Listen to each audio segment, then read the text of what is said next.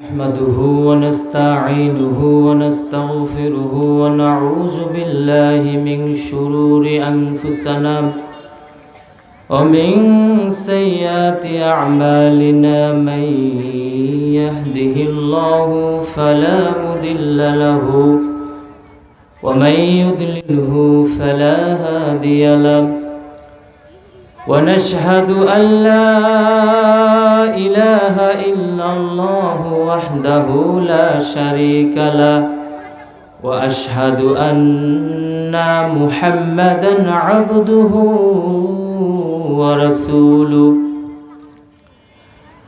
أرسله بالحق بشيرا ونذيرا وداعيا إلى الله بإذنه وسراجا منيرا فقد قال الله تعالى في كلامه المجيد والفرقانه الحميد أعوذ بالله من الشيطان الرجيم بسم الله الرحمن الرحيم إن الله وملائكته يصلون على النبي يا أيها الذين آمنوا صلوا عليه وسلموا تسليما اللهم صل على জোরে পড়েন একটু মহব্বতে পড়েন আল্লাহুম্মা সাল্লি আলা সাইয়্যিদিনা মাওলানা মুহাম্মদ ওয়া আলা আলি সাইয়্যিদিনা মাওলানা মুহাম্মদ তায়েফের কথা ভেবে কাঁদে শুধু দুনয়ন এমন দরদি পেতে কাঁদে মন অনুক্ষণ আল্লাহুম্মা সাল্লি আলা সাইয়্যিদিনা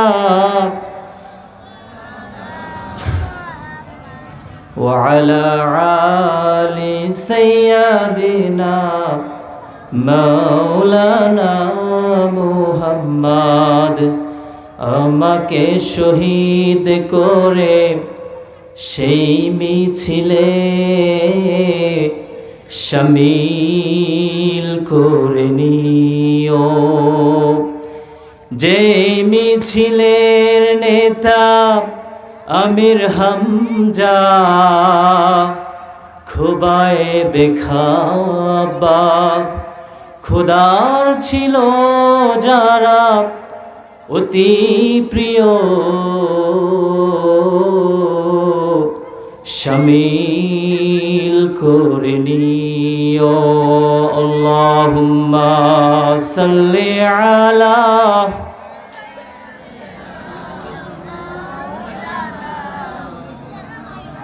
ওয়া আলা আলি সাইয়্যিদিনা মাওলানা মুহাম্মদ মনটা যদি হইতো প্রবল হাওয়া হইতো যদি শুভ্রর কবুতর মেঘের ডানায় পাঠিয়ে দিতাম মদিনার পথে যেথায় আমার প্রিয় নবী ঘুমায় নিরন্তর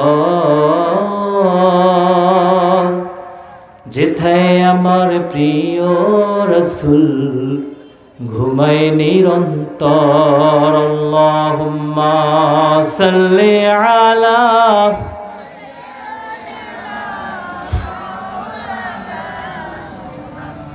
وعلى آل سيدنا مولانا محمد قوت عشق से हर पुस को बला कर दे दिल में इसमें मुहम्मद से उजाला कर दे बलगल उला बिकमालिही कशाफत दुजा बिजमालिही हसनत जमीउ खिसालिही सल्लु अलैहि व आलिहि।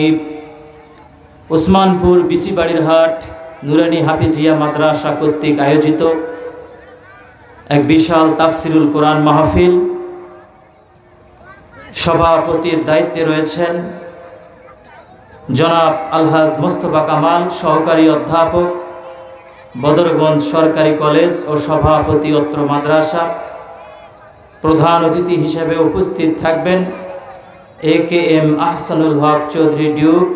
আল্লাহ রাব্বুল আলামিন তাদের হায়াতে তৈয়বা দান করুক। সকলে পাঠ করি আল্লাহুম্মা আমিন।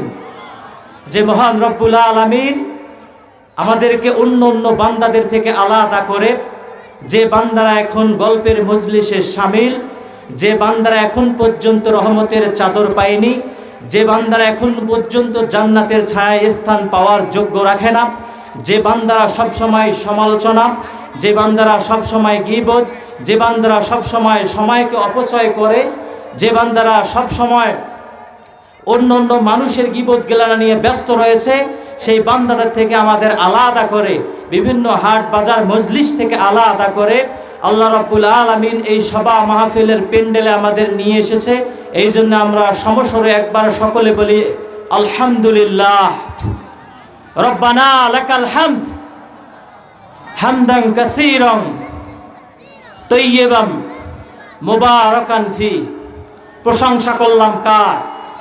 সব সময় প্রশংসা হবে কার? চিৎকার দিয়ে বলেন প্রশংসা হবে কার? খাওয়ার সময় প্রশংসা হবে কার? ঘুমানোর সময় প্রশংসা হবে কার? আমরা যে কোনো কাজ করি সবার প্রথমে, সবার শুরুতে প্রশংসা করতে হবে কার? নাকি কোনো নেতার প্রশংসা করা লাগবে? মজলিসে নেতার প্রশংসা করা যাবে? যে মহান রব্বুল আলামিন আমাদেরকে মানুষ রূপে এই দুনিয়াতে পাঠিয়েছেন, যে রব্বুল আলামিন আমাদেরকে আশরাফুল মাখলুকাত হিসেবে দুনিয়ার মাঝারে পাঠিয়েছেন, সেই রব্বুল আলামিনের প্রশংসা সবার আগে করতে হবে। কথা বলেন ঠিক কিনা? আমার সামনে উপবিষ্ট আমার ছোট্ট কনিষ্ঠ ভাইয়েরা, মুরব্বী দাদারা এবং বন্ধুসুলভ অনেক ভাইরা রয়েছেন, সবাইকে আবারও আমার সালাম, আসসালামু আলাইকুম ওয়া রাহমাতুল্লাহি ওয়া বারাকাতুহু। এছাড়াও উপস্থিত রয়েছেন পর্দার অন্তরালে আমার অবলা সরলা মা ও বোনেরা, তাদেরকেও সালাম এবং মাহফিলে আসার জন্য আল্লাহ রাব্বুল আলামিন যেন তাদেরকে রহমতের চাদর দিয়ে এখানে বেষ্টিত করে রাখেন। আমরা সকলে পাঠ করে নেই আল্লাহুম্মা আমিন। আল্লাহ রাব্বুল আলামিন কোরআনের বহু জায়গায় মানুষ কিভাবে সফল হবে, মানুষ কিভাবে সফল কাম হবে, মানুষ কোন কাজগুলো করলে সাফল্য মণ্ডিত হবে, তার একটা নীল নকশা দিয়েছেন। এইটা আমাদের জানার দরকার আছে না নাই? মানুষ বিভিন্ন মানদণ্ডে সফল হয়। এক নাম্বার মানদণ্ড হচ্ছে অর্থ। কেউ যদি অনেক টাকা পয়সার মালিক হয়, সে মনে করে যে আমি দুনিয়াতে সফল, ঠিক কিনা? কেউ যদি অনেক ক্ষমতার মালিক হয়, সে মনে করে আমি দুনিয়াতে সফল। কেউ যদি বড় সেলিব্রিটি হতে পারে, সে ভাবে দুনিয়াতে আমার থেকে বড় সফল আর কেউ। কিন্তু আল্লাহ রাব্বুল আলামিন সফলতার মানদণ্ড দিয়ে দিলেন। রব্বুল আলামিন ঘোষণা করলেন, আল্লাহ রব্বুল আলামিন দুনিয়ার মানুষদেরকে ডাক দিয়ে বললেন, ফামান যুহজিহা আনিন নারি ওয়া উদখিলাল জান্নাতা ফাকাদ ফাজ। যাকে সেদিন জাহান্নামের কঠিন আগুন থেকে মুক্তি দিয়ে জান্নাতের মধ্যে প্রবেশ করানো হবে, সেই হবে প্রকৃত সফলকাম। কথা বলেন ঠিক কিনা? দুনিয়ার সফলতা আমরা মনে করি আমার অনেক টাকা পয়সা রয়েছে, আমার সঙ্গে আর কে পারে, আমার অনেক ক্ষমতা রয়েছে, আমার সঙ্গে আর কে পারে, আমি দুনিয়াতে সফল হয়ে গেছি। আমি বড় সেলিব্রিটি হয়ে গেছি, আমার সঙ্গে কে পারে, আমি দুনিয়ার মধ্যে সফল কাম হয়ে গেছি, কিন্তু আল্লাহর মানদণ্ডে সে সফল কাম হতে পারে না। আল্লাহ রাব্বুল আলামিন এই জন্য ঘোষণা করলেন, যাকে জাহান্নামের আগুন থেকে মুক্ত করা হবে, জান্নাতের মধ্যে প্রবেশ করানো হবে, সেই হবে প্রকৃত সফল কাম। কথা বলেন ঠিক কিনা? আল্লাহ রাব্বুল আলামিন কোরআনের বিভিন্ন জায়গায় বিভিন্নভাবে সফলতার মানদণ্ড দিয়েছেন। কোরআনের অন্য আয়াতের মধ্যে আল্লাহ রাব্বুল আলামিন বলছেন, লা ইয়াস্তাউই আসহাবুন নারি ওয়া আসহাবুল জান্নাহ, আসহাবুল জান্নাতি হুমুল ফাইজুন। রব্বুল আলামিন বললেন যারা জাহান্নামে যাবে আর যারা জান্নাতে যাবে তারা কখনো সমান হতে পারে?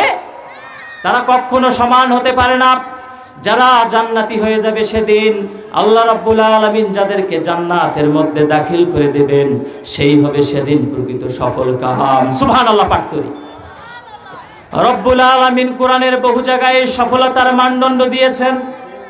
রব্বুল আলামিন আর একটা আয়াতের মধ্যে বললেন, কদ আফলাহা মান তাজাক্কা, পাপ কাজকে যে নিয়ন্ত্রণ করতে পেরেছে সে সফল হয়েছে, অর্থাৎ আত্মশুদ্ধি যে করেছে সে সফল কাম হয়েছে।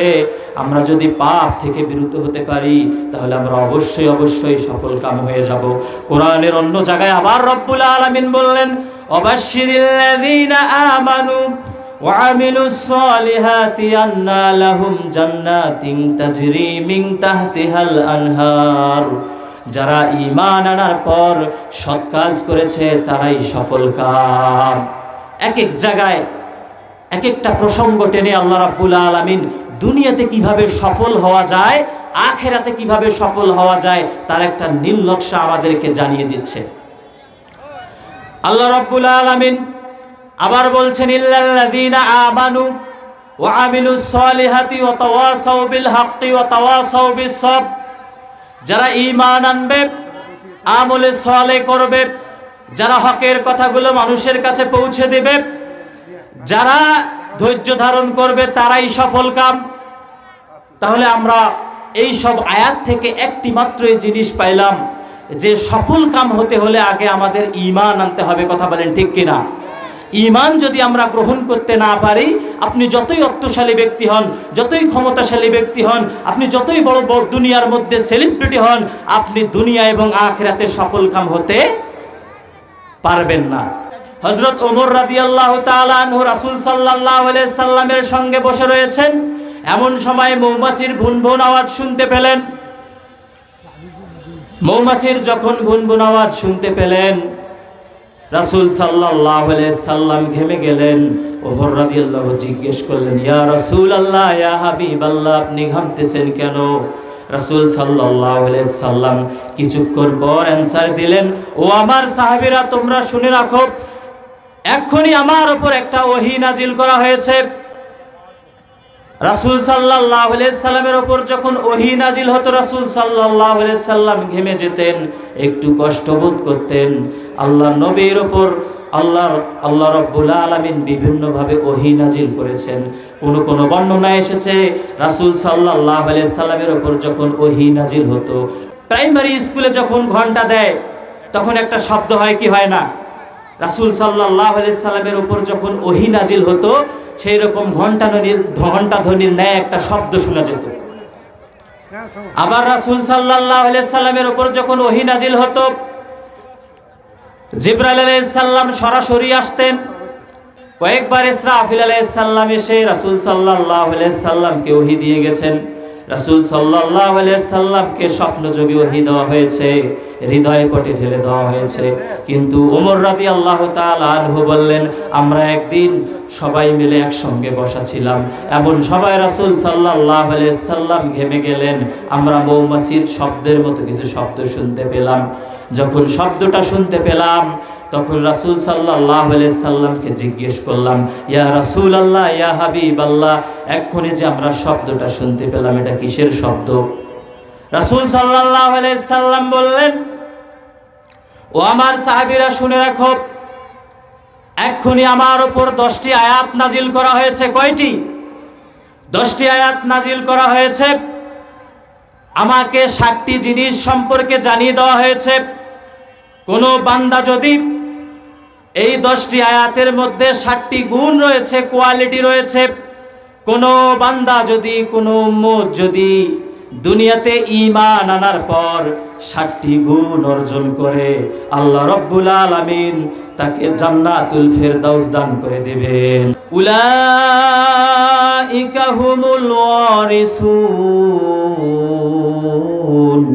আল্লাযীনা ইয়ারিসুনাল ফিরদাউসা হুম ফিহা খালিদুন। আল্লাহু আকবার। কোন পিতা যদি মারা যায়, সন্তান যেরকম সম্পত্তির ওয়ারিশ হয়ে যায়, তার পিতা মারা যাওয়ার পর সন্তান যেরকম সম্পত্তির ওয়ারিশ হয়ে যায়, এই বান্দাটা মারা যাওয়ার সঙ্গে সঙ্গে জান্নাতুল ফেরদাউসের ওয়ারিশ হয়ে যাবে। সুবহানাল্লাহ পাঠ করি। তাহলে ঈমান আনার পর কয়টি গুণ অর্জন করতে হবে? 7টি গুণ অর্জন করতে হবে। ঈমান আনার পর আমাদের অবশ্যই 7টি গুণ অর্জন করতে হবে। রব্বুল আলামিন বললেন, قد أفلح المؤمنون الذين هم في صلاتهم خاشعون। সফল হয়েছে তারা, ঈমান এনেছে যারা। দুনিয়ার সফলতা আসল সফলতা নয়, দুনিয়ার ক্ষমতা আসল ক্ষমতা নয়, দুনিয়ার সেলিব্রিটি আসল সেলিব্রিটি নয়। যে ব্যক্তি ঈমান গ্রহণ করতে পারবে এবং 7টি গুণ কোয়ালিটি অর্জন করতে পারবে, আল্লাহ রাব্বুল আলামিন বলেছেন সেই ব্যক্তির জন্য জান্নাতুল ফেরদাউস আল্লাহ রাব্বুল আলামিন ওয়ারিশ সূত্রে লিখে দিবেন। সুবহানাল্লাহ পাঠ করি। তাহলে আমাদের ঈমান সম্পর্কে জানার দরকার আছে না নাই? বাংলাদেশের ইসলামের এত বেহাল দশা কেন? এই বাংলাদেশের মানুষ আজ পর্যন্ত ঈমান বুঝলো না। এই জন্য আমাদের আগে ঈমান সম্পর্কে জানতে হবে। ঈমান কি, কাকে বলা হয়, ঈমানের সংজ্ঞা কি, এই সম্পর্কে যদি আমরা একবার জানতে পারি আর 7টা কোয়ালিটি যদি আমরা একবার অর্জন করতে পারি, তাহলে আল্লাহ রাব্বুল আলামিন আমাদেরকে জান্নাতুল ফেরদাউসের মধ্যে দাখিল করে দিবেন। সুবহানাল্লাহ পাঠ করি। একবার রাসূল সাল্লাল্লাহু আলাইহি সাল্লামের কাছে জিবরাইল আলাইহিস সালাম আসলেন। জিবরাইল আলাইহিস সালাম এসে রাসূল সাল্লাল্লাহু আলাইহি সাল্লামকে জানিয়ে দিলেন, রাসূল সাল্লাল্লাহু আলাইহি সাল্লামকে প্রশ্ন করলেন, ইয়া মুহাম্মদ আখবিরনি আনিল ঈমান, ঈমান কাকে বলা হয়? তখন রাসূল সাল্লাল্লাহু আলাইহি সাল্লাম জিবরাইল আলাইহিস সালামকে জানিয়ে দিলেন যে ঈমান বলা হয় আনতুমিনা বিল্লাহি, আল্লাহর প্রতি বিশ্বাস, ও মালাইকাতিহি ওয়া কুতুবিহি ওয়া রাসূলিহি ওয়া তুমিনা বিল কদরিহি খায়রিহি ওয়া শাররিহি মিনাল্লাহি তাআলা ওয়াল বা'সি বাদাল মাউত।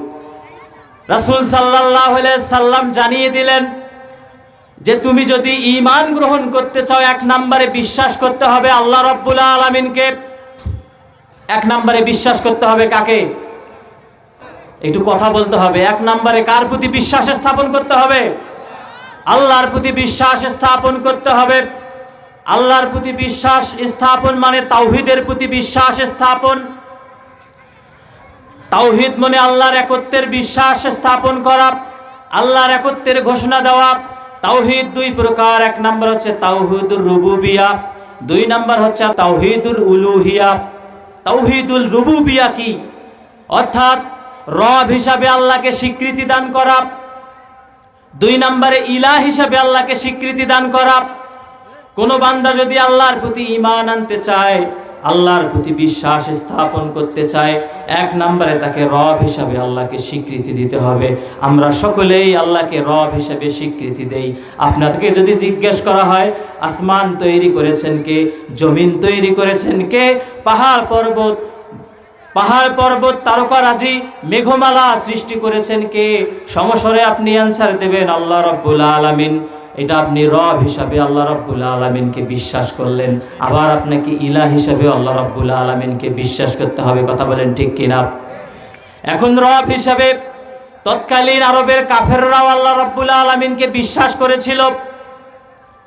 আবু জাহেল, উতবা, সায়বা এদেরকে যদি জিজ্ঞেস করা হতো আসমান তৈরি করেছেন কে, জমিন তৈরি করেছেন কে, এই সুন্দর সুন্দর পাহাড় নদী নালা সমুদ্রগুলো তৈরি করেছেন কে, সঙ্গে সঙ্গে আবু জেহেল সহ উতবা, সায়বা আরবের সমস্ত কাফেররা বলতো এই সব কিছুর মালিক হচ্ছেন আল্লাহ।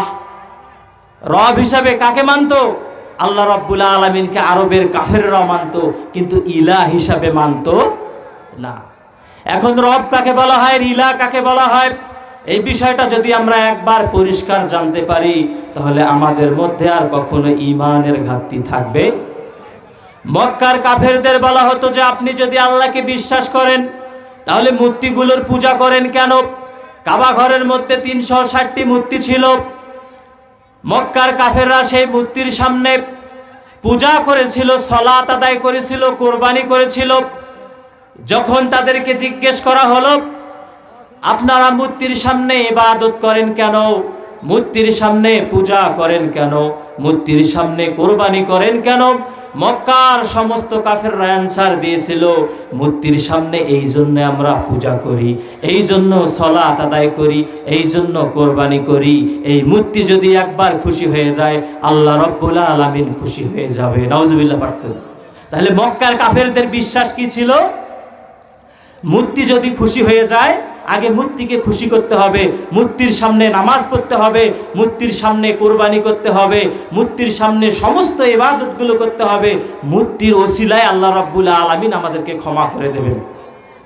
এই যে মক্কার কাফেরদের একটা ধারণা, যখন বলা হলো যে আপনারা ইলাহ হিসাবে আল্লাহকে গ্রহণ করেন, রাসূল সাল্লাল্লাহু আলাইহি সাল্লাম যখন মক্কার কাফেরদের বললেন যে তোমরা ইলাহ হিসাবে আল্লাহকে গ্রহণ করো, আল্লাহ ছাড়া যে আর কোনো আইনদাতা নাই, আল্লাহ ছাড়া যে আর কোনো হুকুমকর্তা নাই, আল্লাহ ছাড়া যে আর কোনো মাবুদ নাই, সেই হিসাবে আল্লাহকে গ্রহণ করো।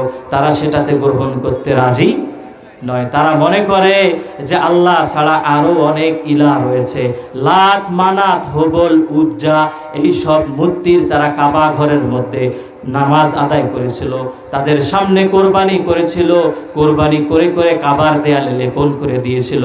এই মূর্তি যদি একবার খুশি হয়ে যায়, এই মূর্তি গিয়ে আল্লাহর কাছে আমাদের জন্য প্রশংসা করবে। এই মূর্তিগুলো আল্লাহর কাছে প্রশংসা যখন আমাদের জন্য করবে, আল্লাহ রাব্বুল আলামিন আমাদেরকে মাফ করে দেবেন, বলি নাউজুবিল্লাহ। আজকের যুগেও এই ভ্রান্ত ধারণা আসরা নাই। আপনি মাজারের কাছে গিয়েছেন, চিন্তা ভাবনা করলেন মাজারের কাছে আমি নামাজ পড়ব, মাজারের কাছে হাত উঠাবো, মাজারের কাছে ইবাদত করব, কিছু চাবো, মান্নত করব। মাজারের ব্যক্তিটা যদি একবার খুশি হয়ে যায়, তার যদি একবার ওসিলা দিতে পারি, তাহলে এই ব্যক্তিটা যখন খুশি হয়ে যাবে, এই ব্যক্তির ওসিলায় আল্লাহ রাব্বুল আলামিন আমাকে মাফ করে দেবে, বলি নাউজুবিল্লাহ। এই ধরনের লোক বর্তমান সমাজেও আসনা নাই। আরবের কাফেরদের যখন জিজ্ঞেস করা হয়েছিল যে তোমরা রব হিসাবে আল্লাহকে মানো, ইলাহ হিসাবে আল্লাহকে মানো না কেন? ইলাহ শব্দের শাব্দিক অর্থ হচ্ছে হুকুমকর্তা। একটু ভালো করে মনোযোগ সহকারে ওয়াজটা শুনতে হবে, তবে আপনি বুঝতে পারবেন। একটু অন্য মনস্ক হলে আপনি কিছুই বুঝবেন না। আরবের কাফেরদের বলা হয়েছিল আপনারা রব হিসাবে আল্লাহকে মানেন, ইলাহ হিসাবে মানেন না কেন? তাকে যখন জিজ্ঞেস করা হলো, ইলাহ শব্দের অর্থ হচ্ছে হুকুমকর্তা, সৃষ্টি যার আইন চলবে, তার লা ইলাহা ইল্লাল্লাহ, আল্লাহ ছাড়া কোনো প্রকৃত মাবুদ নেই, আল্লাহ ছাড়া কোনো প্রকৃত হুকুমকর্তা নেই, আল্লাহ ছাড়া কোনো আইনদাতা নেই। এই কথা যখন মক্কার কাফেরদের বলা হতো, তখন তারা বলতো যে না না না, ইলাহ হিসেবে যখন আমরা আল্লাহকে মানব, তখন আমাদের এই গদি আর থাকবে? কথা বলেন না কেন? ইলাহ হিসেবে যখন আমরা আল্লাহকে মানব, তখন আমাদের এই গদি আর থাকবে না। বর্তমান বাংলাদেশেও যারা রব হিসেবে, তাদেরকে যদি জিজ্ঞেস করা হয় আসমানের মালিককে, জমিনের মালিককে, পাহাড় পর্বত, নদী নালা, সমুদ্রের মালিককে, সেই নেতারা তখন বলে যে এই সকল সমস্ত কিছুর মালিক হচ্ছে আল্লাহ। যখন বলা হয় লা ইলাহা ইল্লাল্লাহ, আল্লাহ ছাড়া কোনো আইনদাতা নাই, সৃষ্টি যার আইন চলবে তার, আল্লাহ রব্বুল আলামিন আমাদেরকে তৈরি করেছেন, এই রব্বুল আলামিনের আইন মোতাবেক এই দেশকে পরিচালিত করতে হবে, তখনই তারা আর মানতে রাজি হয়, তারা অস্বীকৃতি জানায়। কেন জানায়? তাহলে মক্কার সেই যুগের কাফের আবু জাহেল, উতবা সাহেবা, আবু লাহাব এবং বর্তমান যুগের যারা রব হিসাবে আল্লাহ রাব্বুল আলামিনকে মানে, ইলাহ হিসাবে আল্লাহ রাব্বুল আলামিনকে যারা মানে না, তাদের এবং এদের মধ্যে কোনো পার্থক্য নেই। একটু ভালো করে বুঝতে হবে ওয়াজ। তাহলে যারা মাজারের কাছে যায়, যারা পীরের দরগায় গিয়ে পীরকে খুশি করে, যে তারা ভাবে যে পীর যদি একবার খুশি হয়ে যায়, মাজারের ব্যক্তিটা যদি একবার খুশি হয়ে যায়, তাকে যদি মান্নত করে কিছু দিতে পারি, তাকে যদি আমি হাদিয়া তোহফা মান্নত করতে পারি, সে খুশি হবে। আর সে যদি একবার খুশি হয়ে যায় তাহলে আল্লাহ খুশি হয়ে যাবে। এই চিন্তাধারা যার মধ্যে রয়েছে, সে কখনো আল্লাহ রাব্বুল আলামিনকে বিশ্বাস করতে পারে। এই জন্য দুনিয়াতে যতগুলো নবী রাসূল এসেছিলেন, তারা কেউ বলে নাই যে তোমরা পড়ো লা খালাকা ইল্লাল্লাহ, তারা কেউ বলে নাই লা মালাকা ইল্লাল্লাহ, তারা সবাই বলেছে লা ইলাহা ইল্লাল্লাহ। সৃষ্টি যার আইন চলবে, আল্লাহ ছাড়া কোনো হুকুমকর্তা নাই, আল্লাহ ছাড়া কোনো আইনদাতা নাই। মক্কার কাফেরদের যখন জিজ্ঞেস করা হয়েছিল, সব কিছুতে তারা রব হিসাবে আল্লাহ রাব্বুল আলামিনকে মেনেছিল। কিন্তু যখন তাদের গদি চলে গিয়েছিল, যখন তাদের গদির উপর আঘাত এসেছিল, যখন তাদের ক্ষমতার উপর আঘাত এসেছিল, তখন তারা ইলাহ হিসাবে আল্লাহকে মানতে অস্বীকৃতি জানিয়েছে। কথা বলেন ঠিক কিনা? তাহলে যারা আল্লাহ রাব্বুল আলামিনকে রব হিসাবে মানে, তারা প্রকৃত ঈমানদার হতে পারবে না। কারণ তাওহীদে বিশ্বাস আপনাকে করতে হবে। তাওহীদ প্রধানত দুই প্রকার, একটা হচ্ছে রব হিসাবে আল্লাহকে মানা, আর একটা হচ্ছে ইলাহ হিসাবে মানা।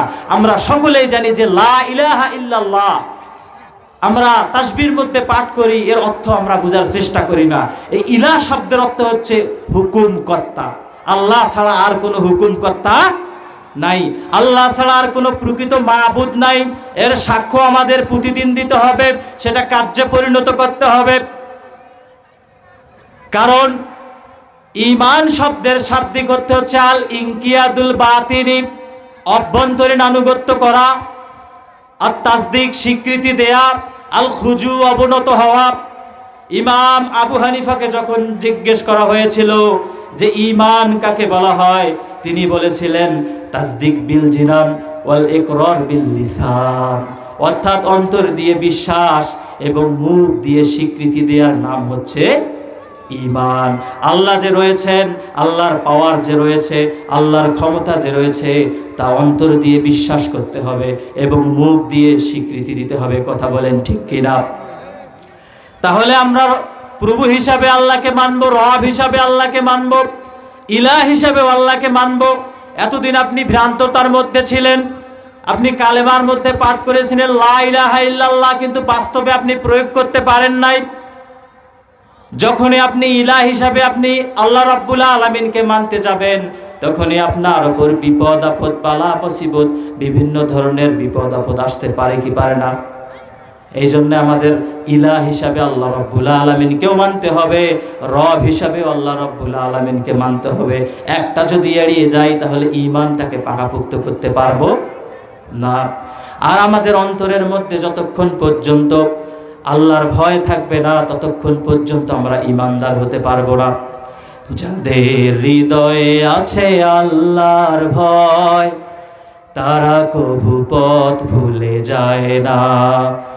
আল্লাহর প্রেম ছাড়া এই দুনিয়ায় কারো কাছে কোনো কিছু চায় না। রাতের আধারে যারা সিজদাতে রয়, দু চোখের অশ্রুতে নদী যেন বয়। ছলনার হাত ছানি যতই আসুক, ছলনার হাত ছানি যতই আসুক, পিছনে ফিরে সে তাকায় না। যাদের হৃদয়ে আছে আল্লাহর ভয়, তারা কভু পথ ভুলে যায় না। আল্লাহু আকবার। তাহলে আমাদের এক নম্বরে আল্লাহর প্রতি বিশ্বাস স্থাপন করতে হবে। ক্বালা আন তুমিনা বিল্লাহি, আল্লাহর প্রতি বিশ্বাস স্থাপন করতে হবে। দুই নম্বরে ওয়া মালাইকাতিহি, ফেরেশতার প্রতি বিশ্বাস স্থাপন করতে হবে। আল্লাহ রাব্বুল আলামিন যে বিভিন্ন দায়িত্বে বিভিন্ন ফেরেশতাকে আমাদের জন্য নিয়োগ দিয়েছেন, তার প্রতি বিশ্বাস থাকার দরকার আছে না নাই? আমাদের দুই কাঁধে দুইজন ফেরেশতা রয়েছেন, সম্মানিত ফেরেশতা। আমরা যা দুনিয়াতে ভালো কাজ করি, খারাপ কাজ করি, সব কিছু লিখে রাখেন। এই ভালো কাজ এবং খারাপ কাজগুলো সব সময় যে ফেরেশতা লিখতেছেন তারা হচ্ছেন কিরামান কাতিবিন। এই কিরামান কাতিবিন যে ভালো কাজ এবং খারাপ কাজগুলো লিখতেছেন তার প্রতি বিশ্বাস স্থাপন করার দরকার আছে নাই? আল্লাহ রাব্বুল আলামিন অনেক ফেরেশতাকে তৈরি করেছেন, জিবরাইল আলাইহিস সালামকে তৈরি করেছেন ওহী প্রেরণের জন্য। রাসূল সাল্লাল্লাহু আলাইহি সাল্লামের কাছে 24,000 বার এসেছিলেন জিবরাইল আলাইহিস সালাম। ইসরাফিল আলাইহিস সালামকে তৈরি করেছেন, সিংহা নিয়ে তিনি দাঁড়িয়ে রয়েছেন, কখন আল্লাহ রাব্বুল আলামিন তাকে নির্দেশ দেবেন আর কখন সে ফুৎকার দেবে। আল্লাহ রাব্বুল আলামিন মিকাইল আলাইহিস সালামকে তৈরি করেছেন, তাকে দায়িত্ব দেওয়া হয়েছে আপনি মেঘমালা পরিচালনা করেন। কোথায় কোথায় পানির দরকার, কোথায় কোথায় বৃষ্টির দরকার, কোথায় কোথায় ফসলের ক্ষতি হয়ে যাচ্ছে, আল্লাহ রাব্বুল আলামিন মিকাইল আলাইহিস সালামকে সেই দায়িত্ব দিয়ে পাঠিয়েছেন। ফেরেশতারা নিজ নিজ দায়িত্বের মধ্যে অটল রয়েছেন। ফেরেশতারা যে অবশ্যই অবশ্যই আমাদেরকে প্রত্যক্ষ করতেছেন তার প্রতি আমাদের বিশ্বাস থাকার দরকার আছে নাই? আপনার যদি ফেরেশতার প্রতি বিশ্বাস থাকে তাহলে আপনি পাপ করেন কিভাবে? আপনি যদি বিশ্বাস করেন যে ফেরেশতারা আমাদের অবশ্যই অবশ্যই সব সময় প্রত্যক্ষ করতেছে তাহলে আপনি পাপ করতেছেন কিভাবে? তার মানে আপনার ফেরেশতার প্রতি বিশ্বাস নাই। ফেরেশতার প্রতি বিশ্বাস থাকলে আপনি সুদ খাইতে পারতেন না। ফেরেশতার প্রতি বিশ্বাস থাকলে আপনি ঘুষের টাকা নিতে পারতেন না। ভাবতেন আল্লাহ আমাকে দেখতেছে, ফেরেশতারা তা লিখতেছে। কথা বলেন ঠিক কিনা? ফেরেশতার মধ্যে বিশ্বাস থাকলে তাহলে আপনি অপচয় করতে পারতেন না। ফেরেশতার প্রতি বিশ্বাস থাকলে আপনি দুনিয়ার সমস্ত পাপগুলোকে পেছনের দিকে ফেলে দিয়ে কোরআন নিয়ে আপনি জীবনযাপন করতেন। কথা বলেন ঠিক কিনা? তাহলে আমাদের ফেরেশতার প্রতি বিশ্বাস স্থাপন করতে হবে। 3 নম্বর বিশ্বাস স্থাপন করতে হবে ওয়া কুতুবিহি, কিতাব সমূহের প্রতি বিশ্বাস স্থাপন করতে হবে। আল্লাহ রাব্বুল আলামিন রাসূলদের দুনিয়ার মধ্যে প্রেরণ করেছেন। প্রেরণ করার পর বিভিন্ন কিতাব দিয়েছেন। মূসা আলাইহিস সালামকে কিতাব দিয়েছেন তাওরাত, জাবুর কিতাব দান করেছেন দাউদ আলাইহিস সালামকে, ইনজিল দান করেছেন ঈসা আলাইহিস সালামকে, কুরআনুল কারীম দান করেছেন মুহাম্মাদুর রাসূলুল্লাহ সাল্লাল্লাহু আলাইহি ওয়াসাল্লামকে। এই কিতাব সমূহের প্রতি বিশ্বাস থাকার দরকার আছে না নাই? কিন্তু কিতাবকে আমরা বিশ্বাস করি, কিতাবের আইন মানতে আমরা নারাজ। কথা বলেন ঠিক কিনা? কিতাব আমরা নামে মাত্র বিশ্বাস করি, কিতাবের পড়ার মধ্যে আমরা সীমাবদ্ধ থাকি, কিন্তু এই কিতাবটাকে যে আমরা জীবনের সাথে আঁকড়িয়ে সেটা দিয়ে জীবন যাপন করব, সেটাকে আমরা সংবিধান হিসাবে রাষ্ট্রের মধ্যে কায়েম করব, সেই চিন্তা ভাবনা আমাদের নাই। এই কিতাবটাকে আমরা শুধুমাত্র পড়ার ক্ষেত্রে, সওয়াবের ক্ষেত্রে ব্যবহার করতেছি। এই আপনি যদি ডাক্তারের কাছে যান, এমবিবিএস ডাক্তারের কাছে যান, আপনাকে যদি একটা প্রেসক্রিপশন করে দেয় যে আপনি সকালে এই ওষুধটা খাবেন, দুপুরে এই ওষুধটা খাবেন, রাত্রে এই ওষুধটা খাবেন, কিন্তু আপনি ওই প্রেসক্রিপশনটা বাড়িতে নিয়ে এসে মরিয়ে তাবিজের মধ্যে ঢুকালেন, ঢুকিয়ে গলার মধ্যে দিয়ে আপনি চলাফেরা করতেছেন, অসুখ কি সারবে? কখনো সারবে না। যতক্ষণ পর্যন্ত এই প্রেসক্রিপশন অনুযায়ী আপনি একটা ফার্মেসিতে গিয়ে ওষুধ নিয়ে 3 বেলা না সেবন করতে পারছেন, ততক্ষণ পর্যন্ত ওষুধ ছাড়ার সম্ভাবনা। আজকে দুনিয়ার মধ্যে হট্টগোল কেন? দুনিয়ার মধ্যে অনাচার কেন, অবিচার কেন? দুনিয়ার মধ্যে জুলুম কেন, অবিচার কেন? মানুষ কেন তাদের অধিকার ফিরে পায় না? মানুষ কেন আজকে বিভিন্ন নির্যাতনের মধ্যে পড়ে রয়েছে? মানুষ কেন আজকে শান্তি পাচ্ছে না? দুনিয়ার মধ্যে আজকে অনাচার, অবিচার, সুদ, ঘুষ, রাহাজানি, আজকে দুনিয়ার মধ্যে মাদক, আজকে দুনিয়ার মধ্যে সন্ত্রাস, আজকে দুনিয়ার মধ্যে বিভিন্ন পাপের কাজগুলো হচ্ছে। এই কোরআনকে না বুঝার কারণে কোরআনকে আমরা তাবিজ হিসাবে ব্যবহার করছি, সংবিধান হিসাবে ব্যবহার করতে পারছি। ইসলামের খুঁটি 5টি। কয়টি? ইসলামের খুঁটি 5টি। মানুষ যেরকম বিল্ডিং তৈরি করলে খুঁটি নির্মাণ করে, পিলার দেয়, সেরকম আল্লাহ রাব্বুল আলামিন ইসলামের ভিত্তি দিয়ে দিয়েছেন 5টি জিনিসের উপর। রাসূল সাল্লাল্লাহু আলাইহি সাল্লাম বললেন আল বুনিয়াল ইসলামু আলা 5 শাহাদাতি আল্লাহ ইলাহা ইল্লাল্লাহ। ইসলামের খুঁটি হচ্ছে 5টি। 1 নাম্বার খুঁটি হচ্ছে শাহাদা, বাক্য পাঠ করা, লা ইলাহা আপনার যদি লা ইলাহার মধ্যে ভেজাল থাকে, নামাজ পড়ে কোনো লাভ হবে? রোজা করে কোনো লাভ হবে? জাকাত দিয়ে কোনো লাভ হবে? হজ করে কোনো লাভ হবে না। আগে এই শাহাদা বাক্যটাকে আপনাকে ঠিক করতে হবে, মুখে উচ্চারণ করতে হবে, দিল দিয়ে সেটাকে বাস্তবায়ন করার চিন্তা ভাবনা করতে হবে। কথা বলেন ঠিক কিনা? আপনার যদি ঈমানটা সুদৃঢ় না হয়, এই জন্য আল্লাহ রাব্বুল আলামিন বললেন, কদ আফলাহাল মুমিনুন আল্লাযীনা হুম ফি সালাতিহিম খাশিউন।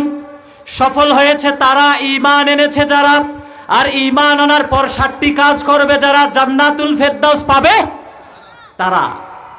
তাহলে আগে আমাদের ঈমানটাকে বুঝতে হবে। আমি আলোচনা করছিলাম যে আল্লাহর প্রতি বিশ্বাস, রাসূলের প্রতি বিশ্বাস, মালায়েকার প্রতি বিশ্বাস অর্থাৎ ফেরেশতার প্রতি বিশ্বাস, কিতাব সমূহের প্রতি বিশ্বাস, পরকালের প্রতি বিশ্বাস এবং তাকদীরের প্রতি বিশ্বাস আনার দরকার আছে না নাই?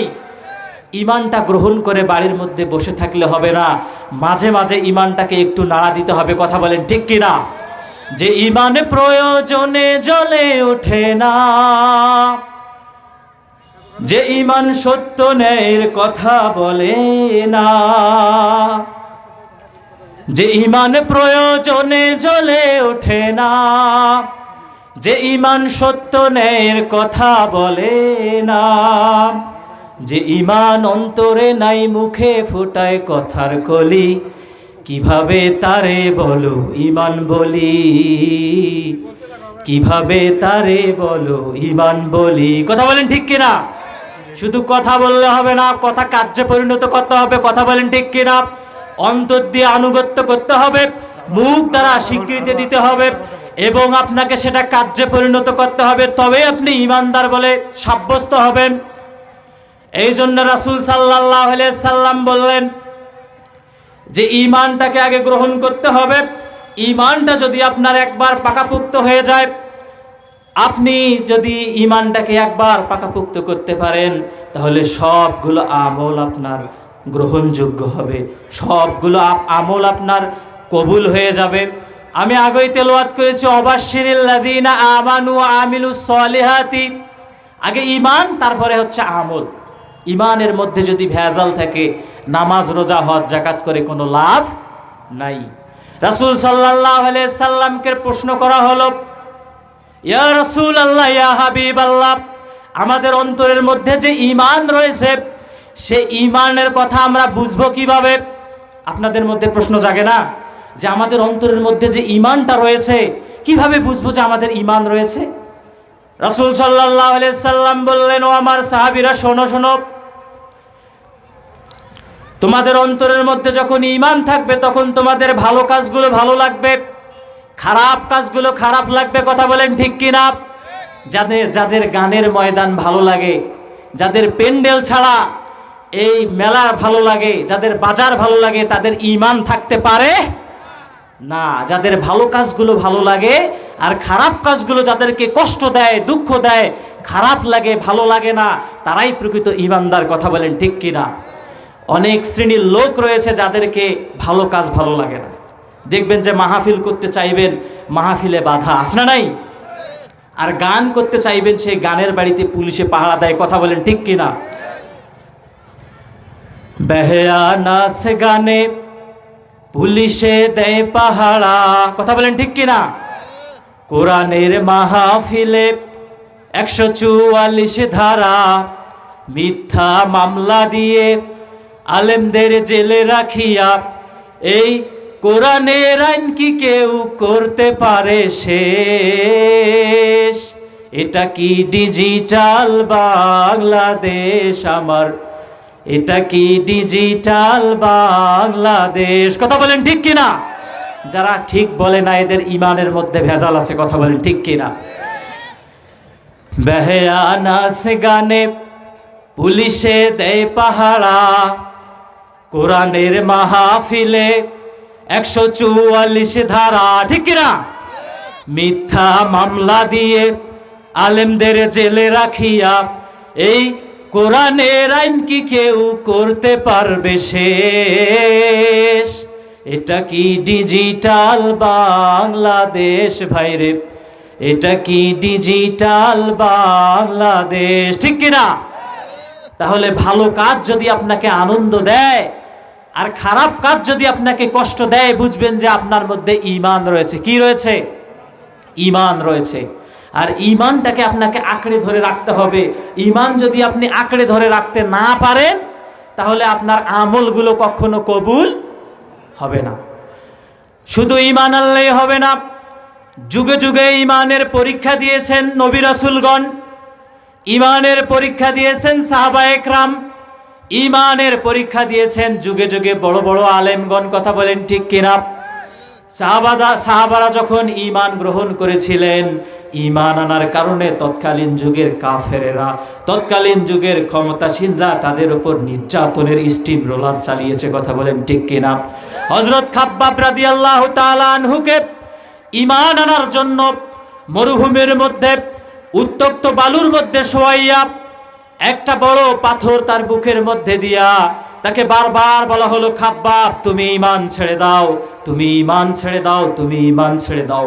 তোমাকে অর্থ দেওয়া হবে, তোমাকে সম্পদ দেওয়া হবে, তোমাকে নারী দেওয়া হবে, তুমি শুধু লা ইলাহা ইল্লাল্লাহ এই বাক্যটা ছেড়ে দাও। এই বাক্যটার মধ্যেই ইসলামটা নিহিত রয়েছে, এই বাক্যটার মধ্যেই পুরা ইসলাম। কথা বলেন ঠিক কিনা? এই বাক্যটা যদি আপনি বুঝতে পারেন, তাহলে আপনি আর আপনার মধ্যে ঈমানের ঘাটতি থাকতে। খাব্বাব রাদিয়াল্লাহু তাআলা আনহু বললেন, পৃথিবী যদি আমাকে দান করা হয়, এই জমিনের মালিক যদি আমাকে বানিয়ে দেওয়া হয়, কোটি কোটি সম্পদ যদি আমাকে দেওয়া হয়, আমাকে যদি শত শত নারী দেওয়া হয়, আমাকে যদি এই মক্কার মধ্যে ধন্যাঢ্য করা হয়, তবু আমি লা ইলাহা ইল্লাল্লাহ ছাড়তে রাজি নই। তাহলে ঈমান তারা কিভাবে গ্রহণ করেছে একটু চিন্তা করে দেখেন। তাকে উত্তপ্ত বালির মধ্যে শোয়ার পর বিভিন্ন আঘাত করা হলো, তবু তিনি চামড়াগুলো যখন খুলে খুলে গেল, চামড়ার মধ্যে যখন আগুন ধরে গেল, উত্তপ্ত আঙ্গারার মধ্যে তাকে শুইয়ে দেওয়া হলো, নির্যাতনের স্টিম রোলার চালানো হলো, তবেও তিনি ঈমান ছাড়তে রাজি।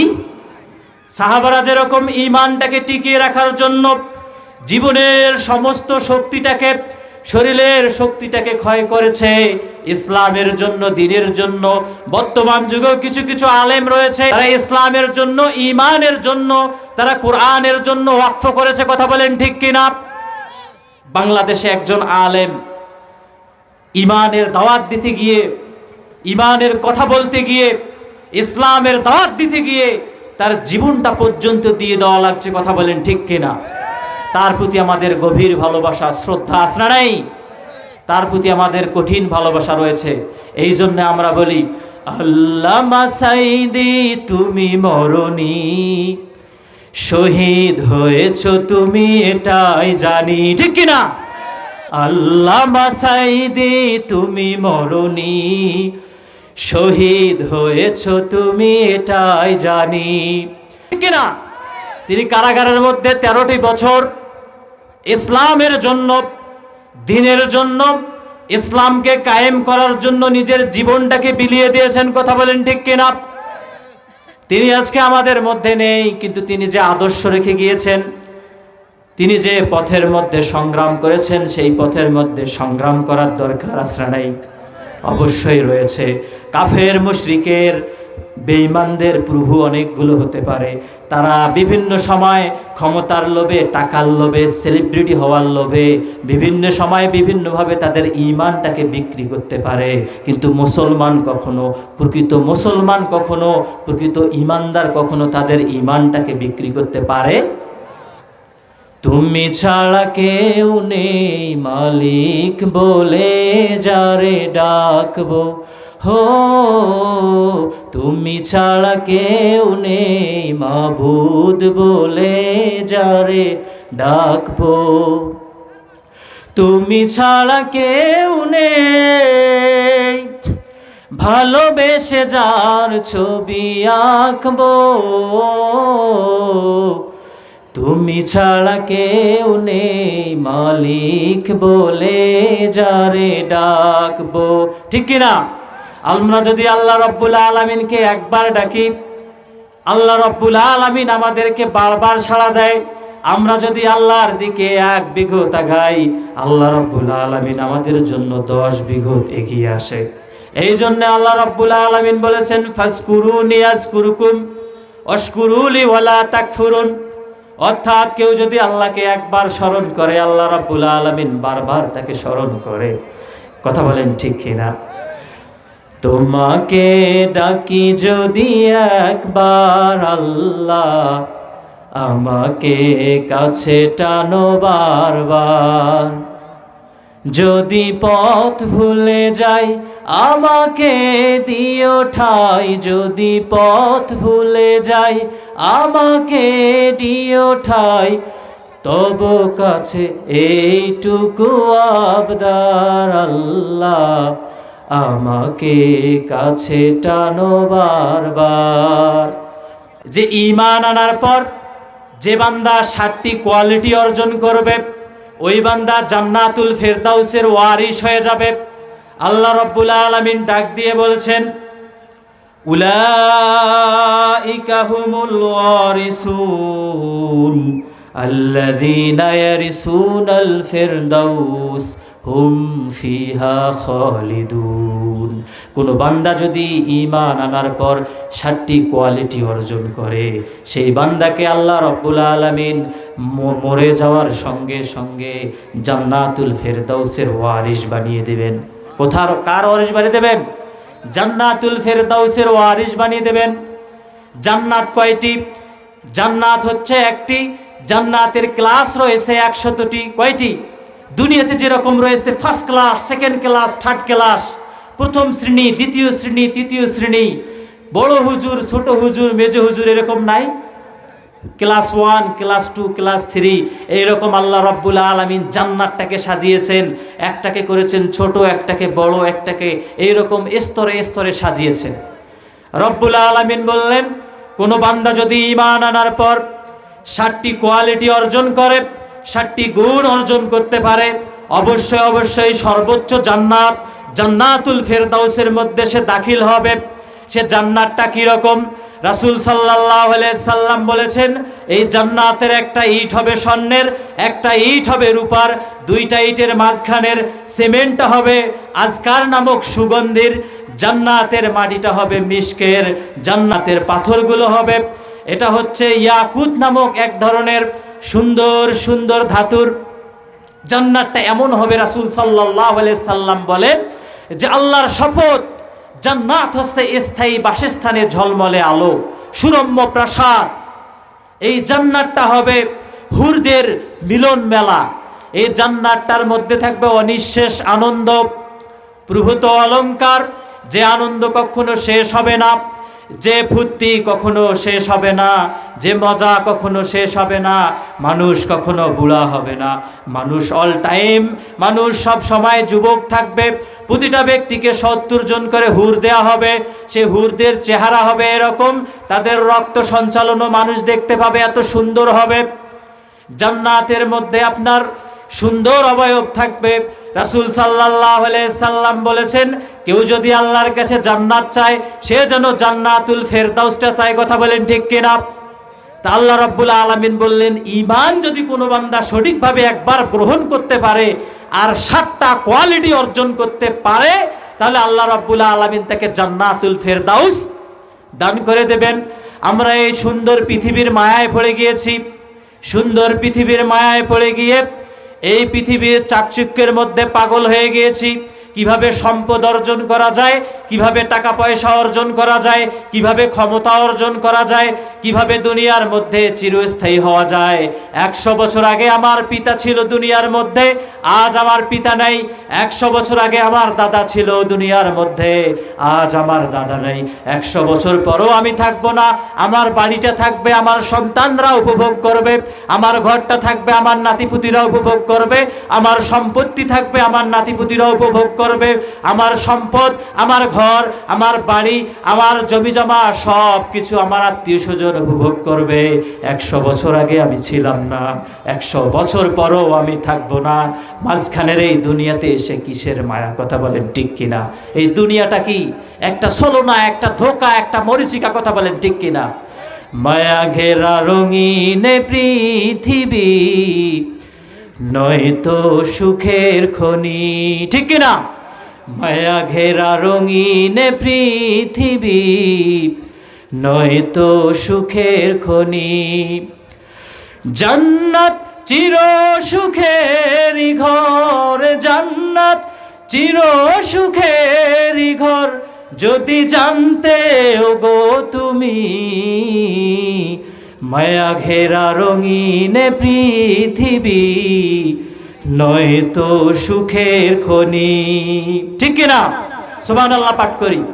একদিকে তাকাবেন দেখবেন ফুলের বাগান, একদিকে তাকিয়ে দেখবেন সুন্দর সুন্দর পাখি কলকল শব্দ, একদিকে তাকাবেন দেখবেন দুধের ঝর্ণা, একদিকে তাকাবেন দেখবেন আপনার মধুর ঝর্ণা, একদিকে তাকাবেন দেখবেন শরাবের ঝর্ণা, পানির ঝর্ণা, সুন্দর সুন্দর ফোয়ারা, কাউসারের ঝর্ণা। কথা বলেন ঠিক কিনা? ঝর্ণা ঝর্ণা ঝর্ণা রে, বল্লা বল্লা বল্লা রে, কার বিরহে পাগল পাড়া তুই, কার বিরহে ফুল ফসলে ভরা রে তোর দুকুল ভুই, কার বিরহে ফুল ফসলে ভরা রে তোর দুকুল ভুই, কার বিরহে পাগল পাড়া তুই। ঝর্ণা ঝর্ণা ঝর্ণা রে, বল্লা বল্লা বল্লা রে, কার বিরহে পাগল পাড়া তুই। জান্নাতিন তাজরি মিন তাহতিহাল আনহার। আল্লাহ রাব্বুল আলামিন বলছেন, ও আমার বান্দারা, তোমরা যদি জানতে জান্নাতটা কেমন হবে, দুনিয়ার লোভে পড়ে থাকতে না, দুনিয়ার ধোকায় পড়ে থাকতে না। ওয়াজ মাহফিল চলতেছে, আমরা মেলার মধ্যে পড়ে রয়েছি, বাজারের মধ্যে সমালোচনায় রয়েছি, এটা সমালোচনা করি, সেটা সমালোচনা করি, প্যান্ডেলের সমালোচনা, স্থানের সমালোচনা, বক্তার সমালোচনাও করে। কথা বলেন ঠিক কিনা? আরে বেটা, এখানে এসে ওয়াজ করে দেখো কত বাহাদুর। একটা উদাহরণ দিয়ে আমি এই বক্তব্যের দিকে ফিরে যাচ্ছি। এক লোক তার স্ত্রীকে নিয়ে একটা গাধা নিয়ে রাস্তা অতিক্রান্ত করতেছেন, ভালো করে বুঝবেন। এক লোক তার স্ত্রীকে সাথে নিয়েছেন, সঙ্গে নিয়েছেন একটা গাধা যানবাহন হিসেবে। বর্তমান যুগে যেরকম মোটর সাইকেলে নিয়ে যায় না, গাধাকে সঙ্গে নিয়ে যাচ্ছেন। স্ত্রীও হেঁটে যায়, স্বামীও হেঁটে যায়, গাধাও হেঁটে যায়। মানুষ বলে দেখো দেখো তারা কতটা পাগল। গাধাটাও হেঁটে যায়, তারা চাইলেই স্বামী স্ত্রী দুইজনেই গাধার পিঠে চড়তে পারতো। পারতো কি পারতো না? পারতো না? অবশ্যই পারতো। একদল লোক যখন দেখলো, মানুষ চিন্তা ভাবনা করলো, তাদেরকে বলল, আরে তোমরা তো পাগল, গাধাটাকে হেঁটে নিয়ে যাচ্ছ, গাধার পিঠের মধ্যে দুইজন চড়ো, সুন্দরভাবে চলে যাও। তাদের কথা মতো তারা দুইজনেই গাধার পিঠের মধ্যে চললেন। দুইজনেই যখন গাধার পিঠের মধ্যে চললেন, হেঁটে হেঁটে হেঁটে হেঁটে পথ অতিক্রান্ত করতেছেন, মনে করেন যে বদরগঞ্জ থেকে বিচিবাড়ির মধ্যে এসেছেন। স্বামী স্ত্রী দুইজনেই গাধার মধ্যে চললেন, চলে বদরগঞ্জ থেকে বিচিবাড়ির মধ্যে এসেছেন। বিচিবাড়ির লোক বলতেছে, তারা এত নিষ্ঠুর, একটা গাধার মধ্যে দুইজন লোক, এটা কি তাদের কি মায়া দয়া নাই? প্রাণীর প্রতি মায়া দয়া নাই? চিন্তা করে দেখেন, প্রথমে যারা যখন গাধাকে নিয়ে দুইজনে হেঁটে আসছিল, তখনও লোক বলছিল তারা কতটা পাগল, আরে গাধার মধ্যে চলবে, তারা পথ অতিক্রান্ত করবে। যখন দুইজনে গাধার মধ্যে বসলো, তখন একদল লোক বলতেছে তারা তো এত নিষ্ঠুর, প্রাণীর প্রতি কোনো মায়া দয়া নেই। দুইজন ব্যক্তি একটা গাধার পিঠে চলেছে, তারা যখন শুনল যে না, মানুষ তো বলতেছে এটা মনে হয় ঠিক হচ্ছে না, এই আমার স্ত্রী গাধার মধ্যে থাক, আমি গাধা থেকে নেমে রশিটা ধরি। স্বামী রশিটা ধরলেন গাধার, স্ত্রীকে গাধার পিঠে চড়ালেন। মনে করেন যে বিচিবাড়ি থেকে হাঁটতে হাঁটতে হাঁটতে হাঁটতে আপনার গেলেন মধ্যপাড়া পাথুরিয়ার খনি। সেখানে একদল লোক তাদেরকে দেখতে পেয়ে বলল, শালা গদ্ধব, এইভাবে বলল, মনে করেন যে একটা শব্দ প্রয়োগ করে বলল যে এ স্ত্রীর এত ভক্ত, সে নিজে গাধার মধ্যে না চড়ে স্ত্রীকে চড়ে নিজে নিয়ে যাচ্ছে। দেখেন, তখন সে ভাবল যে স্ত্রীকে চড়ালাম তবু মানুষ সমালোচনা করে, দুইজন গাধার মধ্যে চললাম তবু মানুষ সমালোচনা করে, গাধার পিঠ থেকে দুইজনে নামলাম তবু মানুষ সমালোচনা করে, স্ত্রীকে নামিয়ে নিজে চললো। স্ত্রীকে বলছে তুমি গাধার রশি ধরে চলো। মনে করেন যে মধ্যপাড়া থেকে চলতে চলতে চলতে চলতে ফুলবাড়িতে গেল। এখন ফুলবাড়ির লোক বলতেছে, এই লোকটার মনে কি মায়া দয়া নাই, স্ত্রীর প্রেম নাই? স্ত্রী ধরে রশি আর লোকটা চলায় গাধা। এই লোকের মধ্যে কি মায়া দয়া নেই? আপনি যে কোনো কাজ করেন না কেন মানুষ সমালোচনা করবে, কথা বলেন ঠিক কিনা? আপনি ভালো করেন খারাপ করেন, যে কোনো কাজ করেন না কেন মানুষ সমালোচনা করবে কিনা? এক শ্রেণীর লোক আছে অল টাইম তারা সমালোচনায় ব্যস্ত। আমরা পরে আসতেছি সেই বিষয়টার দিকে। শুধু মাথার মধ্যে রাখেন, আপনি যে কাজেই করেন না কেন কোরআনের পক্ষে থাকেন আর বিপক্ষে থাকেন, হক কথা বলেন আর বাতিল কথা বলেন, যে কথাই বলবেন মানুষ ঠিক ঠিক বলবে। আপনার সুদখোরও যদি এখানে এসে ওয়াজ করে মানুষ বলবে ঠিক, নেতাও যদি বলে ঘুষখোর তাও বলবে ঠিক, আবার যদি কোরআন থেকে আলোচনা তাও বলবে ঠিক। জনগণ কিছু বোঝে না, শুধু ঠিক আর ঠিক। আপনাকে চিন্তা ভাবনা করতে হবে, সুদ দেখলে হবে না। আপনাকে আলোচনা সুদ দেখলে হবে না, আলোচনা বুঝতে হবে। আল্লাহ রাব্বুল আলামিন জানিয়ে দিলেন, যারা ঈমান আনার পর 7টা কোয়ালিটি অর্জন করবে তারা জান্নাতুল ফেরদাউসে যাবে। জান্নাতুল ফেরদাউসের বর্ণনা রাসূল সাল্লাল্লাহু আলাইহি সাল্লাম জানিয়ে দিলেন যে এত সুন্দর জান্নাত হবে যে জান্নাতের গেট দেখেই মানুষ পাগল হয়ে যাবে। অর্থাৎ মানুষদেরকে যখন জান্নাতের দিকে নিয়ে যাওয়া হবে, প্রথমে যখন একটা গেট তারা পাবে, আপনারা একটু চিন্তা ভাবনা করলে বুঝতে পারবেন। যদি আমাদের এখানে কোনো বড় ধরনের নেতা আসে, মনে করেন প্রধানমন্ত্রী এসেছে, তাহলে একটা গেট সাজা হবে বদরগঞ্জে, সাজা হবে না? একটা গেট সাজা হবে উন্তাপাড়ায়, একটা গেট সাজা হবে ওসমানপুরে, একটা হবে বিসি বাড়িতে, একটা হবে স্টেটের কাছে, কথা বলেন ঠিক কিনা? সেই রকম জান্নাতটাকে সুন্দর সুন্দর গেট দ্বারা সাজানো হয়েছে। জান্নাতীদের যখন হাঁকিয়ে হাঁকিয়ে জান্নাতের দিকে নিয়ে যাওয়া হবে, প্রথম গেটটা দেখে বুঝবে, আশপাশের পরিবেশ দেখবে, ফুলের বাগান, মধুর ঝর্ণা, পানির ঝর্ণা, দুধের ঝর্ণা, শরাবের ঝর্ণা, সব কিছু দেখে তারা ভাববে যে এটাই মনে হয় জান্নাত। টোপলা টাপলি নিয়ে বসে পড়ি। তখন ফেরেশতারা বলবে ওঠো ওঠো, এখনো জান্নাত আসে নাই, চলো। আবার যখন জান্নাতের দিকে তারা যাবে, দ্বিতীয় গেট, মনে করেন উন্তাপাড়ার গেট দেখে তারা ভাববে এইটাই মনে হয় জান্নাত। এত সুন্দর কলকলো শব্দ, এত সুন্দর ফুল পাখি, এইটাই মনে হয় জান্নাত। ফেরেশতারা বলবে না না, এখনো জান্নাত আসে নাই, এখনো তোমরা চলো, হাঁকিয়ে হাঁকিয়ে নিয়ে যাবে। আবার তৃতীয় গেটে তারা যাবে, যখন তৃতীয় গেটের মধ্যে তারা যাবে, মনে করবে এটাই মনে হয় জান্নাত। ফেরেশতারা বলবে তোমরা এত কেন ধৈর্য হারা হয়েছ, আর একটু আগাও, তোমাদের জন্য এমন জান্নাত আল্লাহ রাব্বুল আলামিন প্রস্তুত করে রেখেছেন যে জান্নাতের কল্পনা দুনিয়ার কোনো মানুষের অন্তরে আসতে পারে? দুনিয়ার কোনো মানুষের অন্তরে জান্নাতের কল্পনা আসতে পারে না। দুনিয়ার কোনো চোখ সেই জান্নাতের সৌন্দর্য দেখে নাই, দুনিয়ার কোনো কান সেই জান্নাতের কলকলো শব্দ শোনে নাই। এত সুন্দর জান্নাত হবে, আল্লাহ রাব্বুল আলামিন আপনাদের সেই জান্নাত দেবেন। কয়টি গুণ অর্জন করতে হবে? কথা বলতে হবে, কয়টি গুণ অর্জন করতে হবে? আল্লাহ রাব্বুল আলামিন বলছেন, কদ আফলাহাল মুমিনুন আল্লাযীনা হুম ফি সালাতিহিম খাশিউন। সফল হয়েছে তারা, ঈমান এনেছে যারা, আর ঈমান আনার পর 7টি কাজ করবে তারা, জান্নাতুল ফেরদাউসের মধ্যে ঢুকবে তারা। তাহলে এই 7টি গুণের আমাদের মধ্যে অর্জন করার দরকার আছে না নাই? এই 7টি গুণের কথা না শুনে আমরা কেউ যাব না। কারা কারা আজকে এই 7টি গুণের কথা না শুনে বাড়িতে যাব না? দুহাত তুলে আমাকে দেখান। নারায়ে তাকবীর, লিল্লাহে তাকবীর। আল কোরআনের আলো, আল হাদিসের আলো। হাত নামান।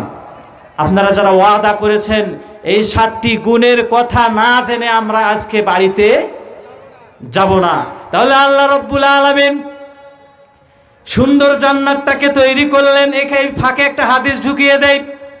রাসূল সাল্লাল্লাহু আলাইহি সাল্লাম বলেছেন, বিনা হিসাবে 70,000 লোক জান্নাতের মধ্যে প্রবেশ করবে। তাদের কোনো প্রশ্ন হবে না, তাদের আমল দেখা হবে না, তাদেরকে কোনো ধরনের জবাবদিহি করা লাগবে না। 70,000 লোক বিনা হিসাবে জান্নাতের মধ্যে প্রবেশ করবেন। কয় হাজার লোক? 70,000 লোক। ওই বিষয়টা পরে আসতেছে, এটা একটু বলি। 70,000 লোক বিনা হিসাবে জান্নাতের মধ্যে প্রবেশ করবেন। সাহাবারা জিজ্ঞেস করলেন, ইয়া রাসূলুল্লাহ, ইয়া হাবিবাল্লাহ, কারা সেই 70,000 লোক? তখন রাসূল সাল্লাল্লাহু আলাইহি সাল্লাম বললেন, যাদের মধ্যে কয়েকটা গুণ থাকবে তারা বিনা হিসাবে জান্নাতের মধ্যে প্রবেশ করবে। কয়েকটা গুণ, মাত্র কয়েকটা গুণ। এই 70,000 লোকের সঙ্গে 70,000 লোক আবার এক একজন আরো 70,000 লোককে জান্নাতে নিয়ে যাবেন। মনে করেন যে আপনি 70,000-এর মধ্যে একজন, আপনি আবার 70,000 লোককে জান্নাতের মধ্যে প্রবেশ করাতে পারবেন, বলি সুবহানাল্লাহ। সাহাবারা জিজ্ঞেস করলেন, আপনি তাড়াতাড়ি আমাদের বলে দেন, আমাদের আর ধৈর্য ধরার ক্ষমতা নাই, আমরা শুনতে চাই। তারা আর কারা? রাসূল সাল্লাল্লাহু আলাইহি সাল্লাম বললেন, বুখারীর বর্ণনা, যারা কাটা জায়গায় দাগ লাগায় না, সেক দেয় না, আগুন দিয়ে দাগ লাগায় না, যারা কাটা জায়গায় আগুন দিয়ে দাগ লাগায় না, তারা 70,000 লোকের মধ্যে একজন। 1 নাম্বার বৈশিষ্ট্য। 2 নাম্বারে, যারা সুলক্ষণ এবং কুলক্ষণে বিশ্বাস করে না, মাথা থেকে চিরুনি পড়ে গেল দুর্ঘটনা ঘটতে পারে, বিশ্বাস করে না। কাক ডাকতেছে দুর্ঘটনা ঘটতে পারে, হাত চুলকাচ্ছে টাকা আসতে পারে। এই ধরনের যতগুলো সুলক্ষণ কুলক্ষণের কথা রয়েছে, বিশেষ করে মহিলা মা বোন যারা রয়েছেন, এই সুলক্ষণ এবং কুলক্ষণে বিশ্বাস করে। বেশি কথা বলেন ঠিক কিনা? দেখবেন যে একটা সন্তান যখন জন্মগ্রহণ করবে তখন থেকে শুরু করে আপনার শিরক এবং কুসংস্কার শুরু হয়ে যায়। আরে মাথা কামাচ্ছে, সেখানে দেখবেন যে চুলের মধ্যে আপনার দুগলা ঘাস দিচ্ছে, এটা দিচ্ছে সেটা দিচ্ছে, কুলার মধ্যে এটা সেটা, আমি অনেক দেখি, প্রতিনিয়তই দেখি। আবার দেখবেন যে মৃত্যুর সময় অনেকগুলো সুলক্ষণ এবং কুলক্ষণে বিশ্বাস করা হয়। এই সুলক্ষণ এবং কুসংস্কারের বিরুদ্ধে ইসলাম এসেছে। মক্কার জমিনে যখন শিরকের ছড়াছড়ি, মক্কার মানুষেরা যখন সুলক্ষণ কুলক্ষণে বিশ্বাসী হয়ে গিয়েছিল, মক্কার মানুষেরা যখন এক আল্লাহকে বাদ দিয়ে নেতার আনুগত্য শুরু করে দিয়েছিল, লাত মানাত হবল উজ্জার আনুগত্য শুরু করে দিয়েছিল, তখন আল্লাহ রাব্বুল আলামিন রাসূল সাল্লাল্লাহু আলাইহি সাল্লামকে দুনিয়ার মধ্যে প্রেরণ করে দুনিয়ার সমস্ত প্রকার কুসংস্কারকে বাতিল করে, শিরককে বাতিল করে, তাওহীদের ঝান্ডা নিয়ে জমিনের মধ্যে উড্ডয়ন করার জন্য নির্দেশ দিয়েছেন। কথা বলেন ঠিক কিনা? এই সুলক্ষণ কুলক্ষণের স্থান ইসলামের মধ্যে।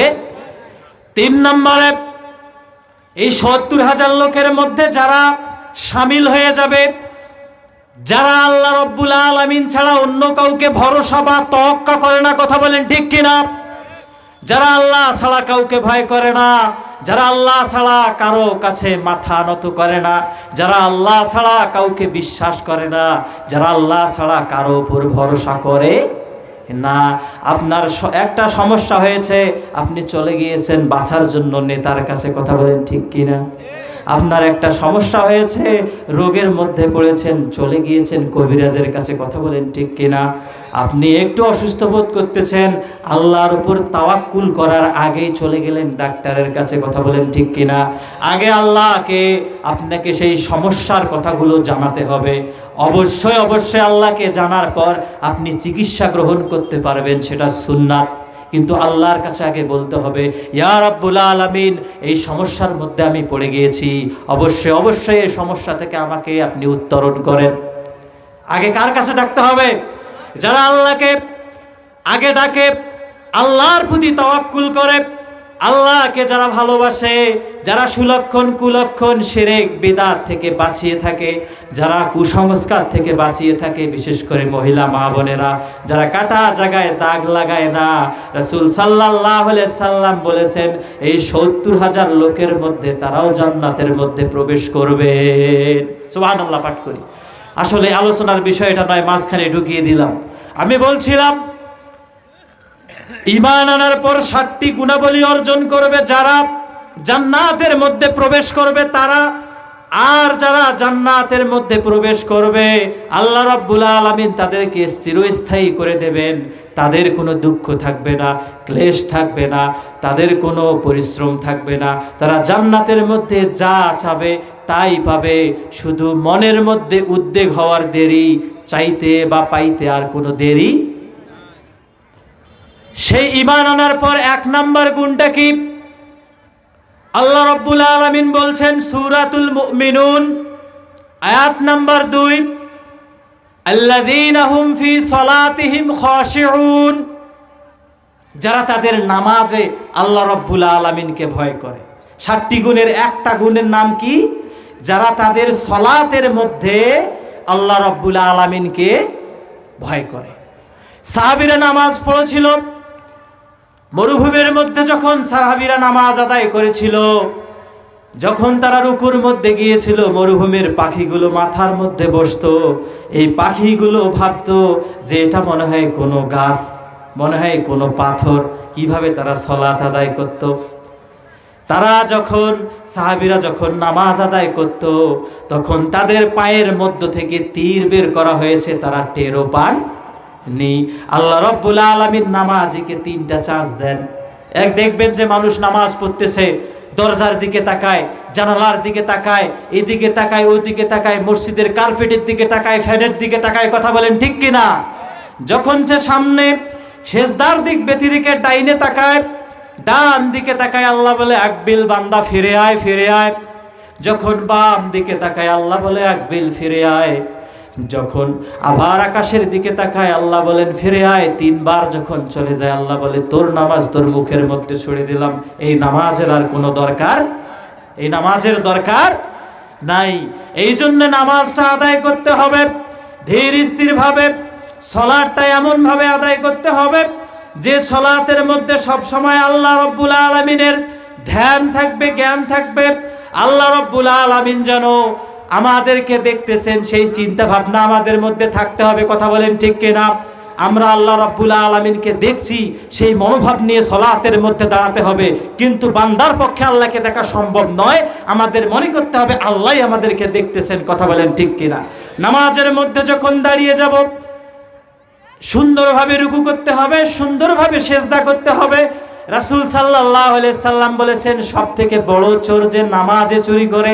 সাহাবীরা জিজ্ঞেস করলেন, ইয়া রাসূলুল্লাহ, ইয়া হাবিবাল্লাহ, যে আপনি যে বললেন সব থেকে বড় চোর যে নামাজে চুরি করে, নামাজে আবার কিভাবে চুরি করে? যে যারা রুকু সঠিকভাবে করে না, সেজদা সঠিকভাবে করে না, তারাই হচ্ছে নামাজের মধ্যে বড় চোর। এরকম চোর নাই? মুনাফিকরাও নামাজ পড়ে, ইমানদার ব্যক্তিও নামাজ পড়ে। মুনাফিকের নামাজ হচ্ছে তাড়াতাড়ি নামাজ, নামাজের মধ্যে এদিক সেদিক, এই দিকে থেকে সেই দিকে থেকে সূরা ফাতিহায় এক নিকাশে তেলাওয়াত করে। সূরা ফাতিহায় এমন ভাবে তেলাওয়াত করে যে সূরা ফাতিহার মধ্যে কোনো মিঠা মজা নেই, সুন্দরভাবে তেলাওয়াত করে না। মাখরাজ মত তাসবিদের কোনো কি নাই, ওই দিক তো যাওয়ারই দরকার নাই। মাখরাজ মাস তাকবীর এগুলো তো জানেই না। সূরা ফাতিহায় এমন ভাবে তেলাওয়াত করে যে তেলাওয়াত শুনলে ফেরেশতারা দৌড় দিয়ে পালিয়ে যাবে। কথা বলেন ঠিক কিনা? আমরা ঔষধ দেব কোথায়? সর্বঙ্গ আমাদের ব্যথা। কথা বলেন ঠিক কিনা? আমরা নামাজের মধ্যে মনোনিবেশ নিয়ে কথা বলতেছি, ধীর স্থিরতা নিয়ে কথা বলতেছি, অথচ আমরা নামাজই পড়ি না। কথা বলেন ঠিক কিনা? নামাজ পড়ি? রাসূল সাল্লাল্লাহু আলাইহি সাল্লাম বলেছেন, যারা নামাজ পড়ে আর যারা নামাজ পড়ে না, যারা নামাজ পড়ে তারা মুমিন, আর যারা নামাজ পড়ে না তারা হচ্ছে কাফের। আপনি নামাজ পড়েন না, আপনি মুসলিম বলে দাবি করতে পারেন?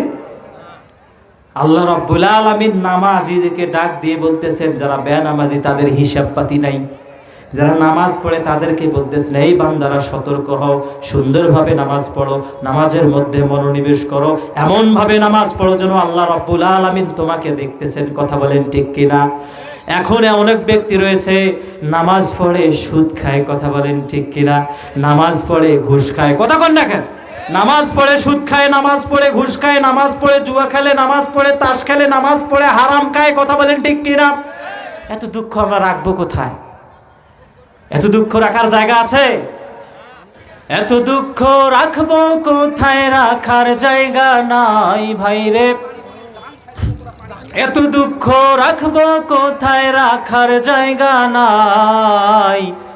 আমাদেরই কপালেতে শান্তি বুঝি নাই ভাইরে, আমাদেরই কপালেতে শান্তি বুঝি নাই।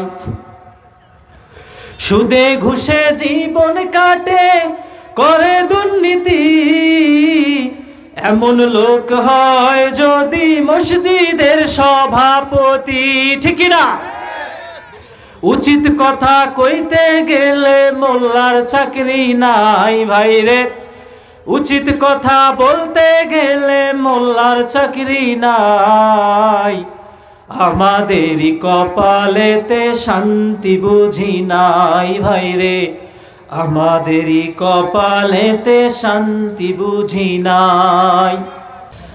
এত দুঃখ রাখবো কোথায়, রাখার জায়গা নাই ভাইরে, এত দুঃখ রাখবো কোথায়, রাখার জায়গা নাই।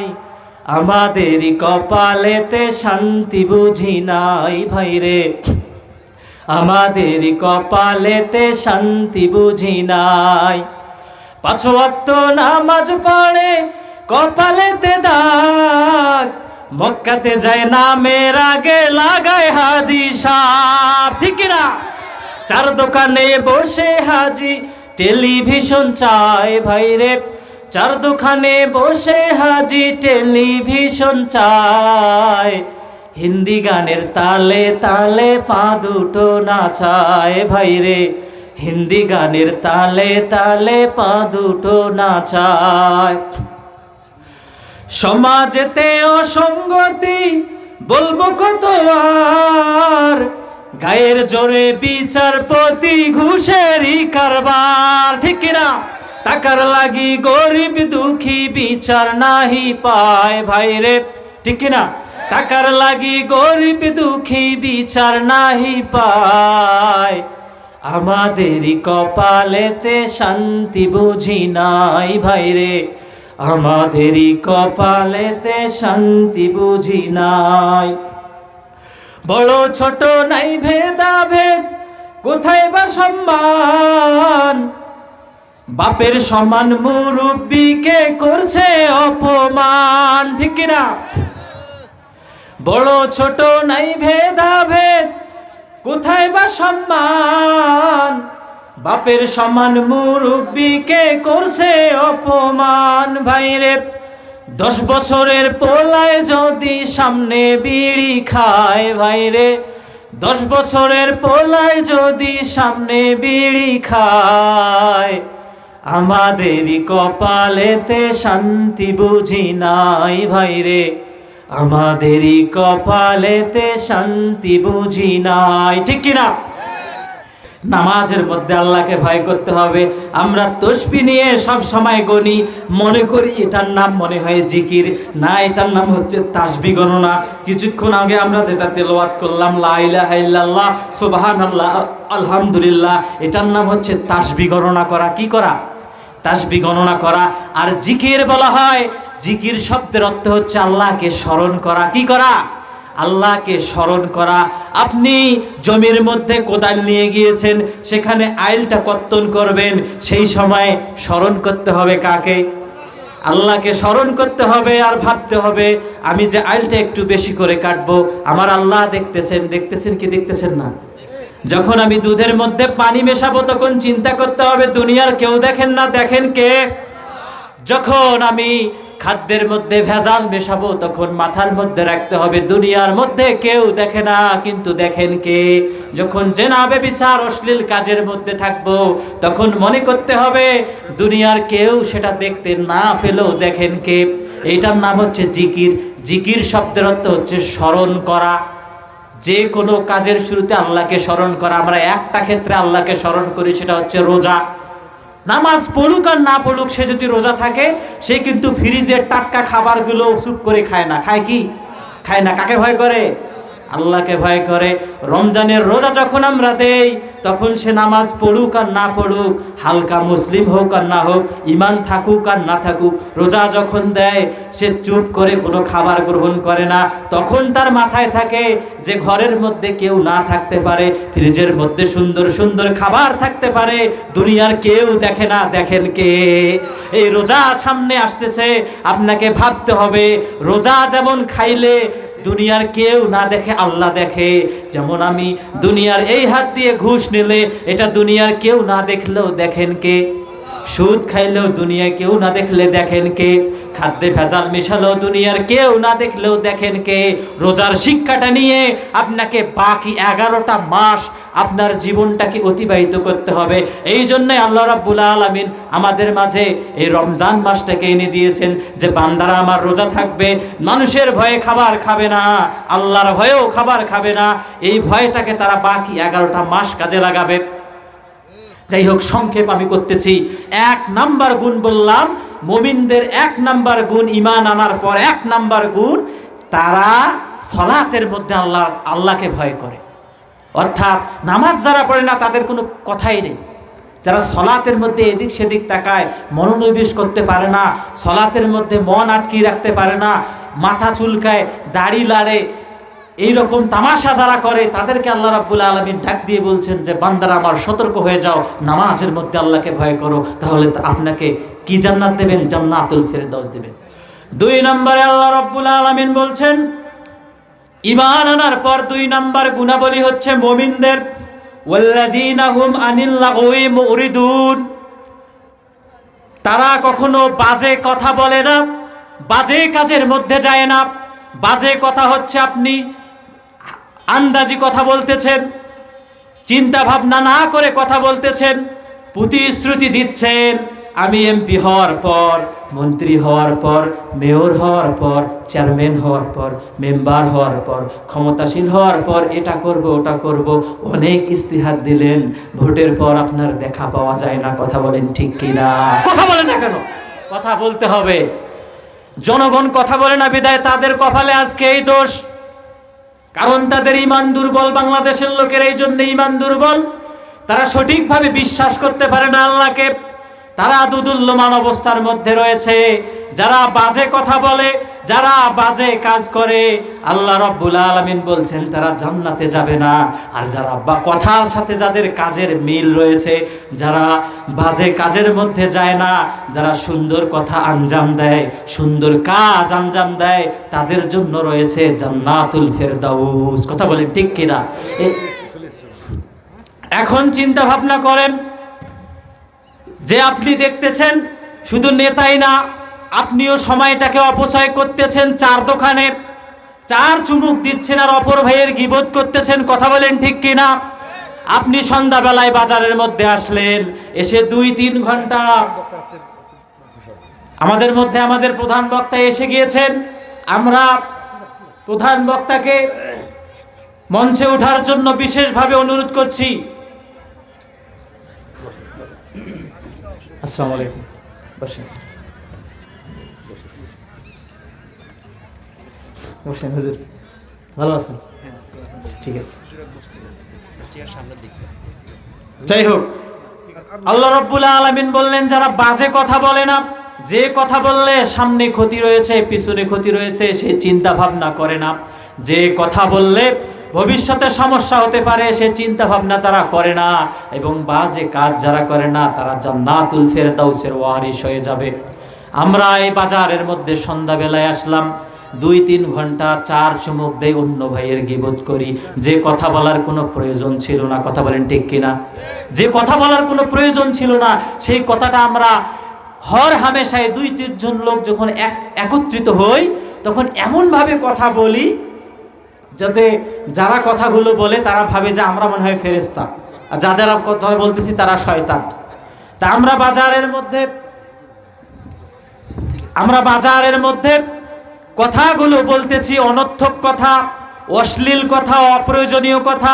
শুধু পুরুষ মানুষে এই সব গীবত গিলানা করে না, মহিলারা এদের দিক দিয়ে বেশি কথা বলেন ঠিক কিনা? শুধু রান্না বান্না করতে দেরি আর 2-3 জন মহিলা একত্রিত হয়ে গীবত করতে দেরি নাই, তারা সচরাচর এই গীবতের মধ্যে থাকে। আমি মা বোনদের উদ্দেশ্য করে বলতেছি, এই গীবত সম্পর্কে কোরআনের মধ্যে একটা সূরা অবতীর্ণ হয়েছে, সূরাতুল হুমাজা। এই সূরাটা পড়েন, এই সূরা সম্পর্কে জ্ঞান নেন এবং আপনি অনর্থক কাজ এবং কথা থেকে ফিরে আসেন। তাহলে আল্লাহ রাব্বুল আলামিন বললেন মুমিনদের 1 নাম্বার গুণ তারা নামাজে আল্লাহকে ভয় করে, 2 নাম্বার গুণ তারা বাজে কথা বলে না, বাজে কাজ করে না, তারা বাজে কোনো কথার ওয়াদা করে না, বাজে কোনো জায়গায় যায় না, বাজে কথা বলে সময় নষ্ট করে না, বাজে জায়গায় গিয়ে তারা তাদের এই মূল্যবান সময়টাকে অপচয় করে না। রব্বুল আলামিন 3 নম্বরে জানিয়ে দিলেন ওয়াল্লাযীনা হুম লিয-যাকাতি ফাঈলুন, অর্থাৎ আল্লাহ রাব্বুল আলামিন বলছেন 3 নম্বর মুমিনদের গুণ, যারা জান্নাতুল ফেরদাউসে যাবে ঈমান আনার পর তারা যাকাতের প্রতি সক্রিয় থাকে। কথা বলেন ঠিক কিনা? অনেকের আমাদের মধ্যে যাকাত ফরজ হয়েছে, সেই দিকে চিন্তা ভাবনা নাই। কথা বলেন ঠিক কিনা?